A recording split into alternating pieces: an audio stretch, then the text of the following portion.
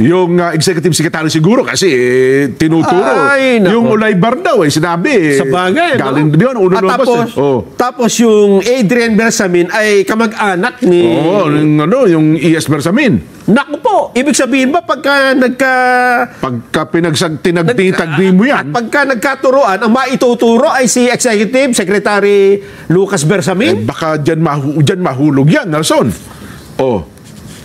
Ano ko, magkakaroon... Mabigat yan. Baka, ibig sabihin Ang sabi nga niyan, Jen, nako, pagka yun nangyari ay baka maghalo ang balat. Sa tinalupan? Dahil may pahayag na dyan May babala na. Si Executive Secretary Lucas Bersamin kapag ka siya ang itinurong mastermind. Meron ba tayong video? Meron. Sige nga, May pakinggan video. natin. Okay. Executive Secretary Lucas Bersamin, pakinggan natin. Senator Lacson has the evidence. When we will respect his declaration there. Pero sa tingin ko lang, kung batay lang sa mga kwento ni Saldico at saka ni Bernardo, hindi ko naman pwedeng sabihin na naniniwala ako agad. Alam mo, naging judge at abogado ako at naging judge ng matagal. Itong mga bagay na ito, yung mga paratang na ganito, should ultimately be established in court. Hindi ko hinihingi na for purposes of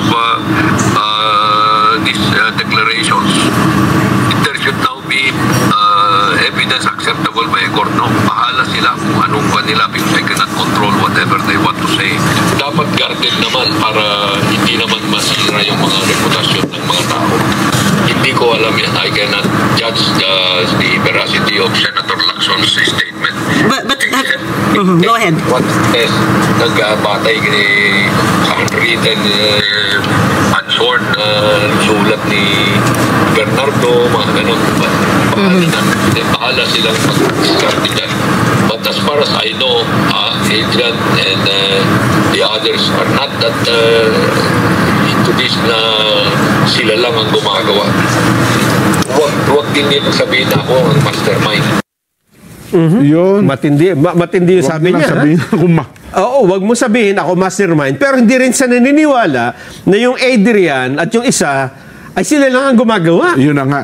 Sayang, may karugtong pa yung mas mahaba-haba pa sana sinabi Oo.